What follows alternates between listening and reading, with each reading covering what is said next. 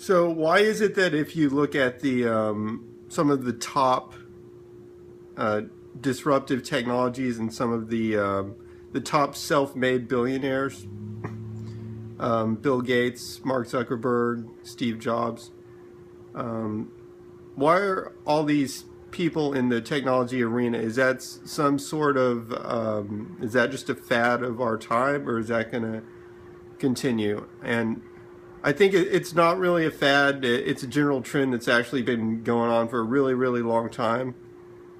Human beings as a species pretty much took over the world based on their technology developments and their intelligence, of course, but starting with things like spears and going from there.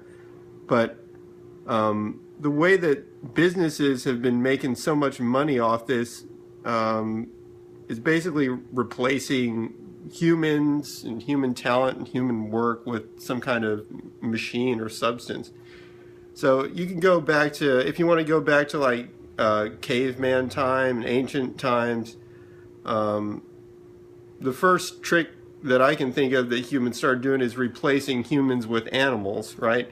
And animals aren't as smart as people, but they can do certain things, like they can pull a plow, or there's certain things that they can do just as well or better than a human, and you don't have to pay them, basically.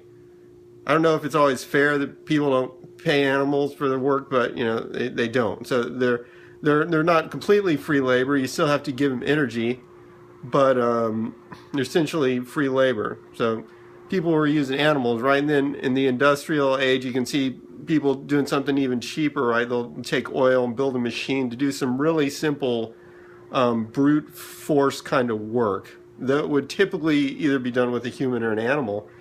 But now you're bringing in, some kind of oil or some sort of fuel to run the process and build a machine to do it. So then you don't have to pay a bunch of people or animals to do it. So you reduce the cost again, right?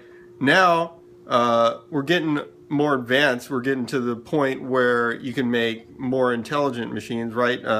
So you can actually recognize a cat in a picture. That took like 70, 80 years of development of artificial intelligence to figure out how to do that, right? And we're on the verge of a point where machines can drive cars. Computers can handle driving a car. So each time you're able to newly replace a human being, what would typically be human effort, with some kind of machine, then you're at a point where a lot of money can be made. And it's typically made by somebody who's self-made, right, and relatively young.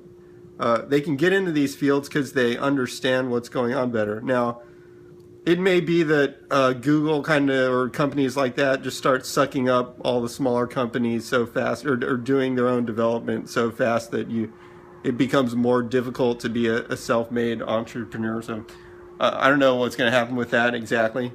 But the point is, it's all about replacing human effort, and that's just going to keep going, right? There's going to be a point where basically machines can do anything that a human can do. Usually when you say that, people say, well, machines will never be able to do art, but actually they're already doing some kind of art. Or maybe machines will never have some sort of higher order intelligence that humans have, but there's no logical way to prove that. And essentially a human being already is a machine. The only thing is, we're a machine that's suited for a certain purpose that we evolved to do. So what we can do as we build machines to do certain tasks, certain specialized tasks, we build those machines specialized so that they actually use less energy than us and they're more focused than us to do the task.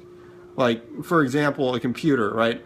There's a lot of things a computer can do better than a human being, right? It can add numbers faster. It can do all sorts of presentations and modifications of data, right?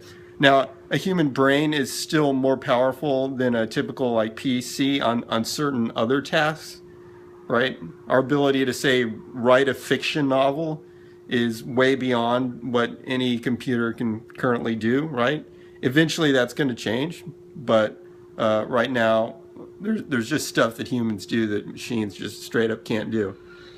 Now, it's also interesting to think like what's going to happen once machines are capable of pretty much doing everything. Like, what role are human beings going to have anymore? I don't even know.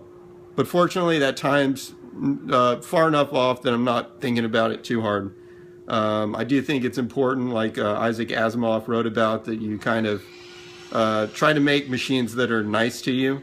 I don't see us following that principle right now. It looks like the military is developing some of the most advanced robots and drones, which could cause some problems, but it's also something that you kind of expect to happen.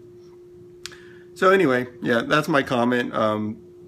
Mainly thinking about business, like what are the opportunities, and a lot of them are basically, what can you replace with a human now, or what human can you replace with a machine now that you couldn't before, right, in this present moment. I mean, that kind of presents opportunities. There's also some things like, drones flying around your head, taking pictures of you, which they're not just replacing humans, they're actually doing a job better than a human could typically do. So that's even better. But I think the core principle is, what can you replace? What level of technology have we reached now that allows you to replace something that you could not before? And that's where the businesses, or the good business ideas, tend to pop up.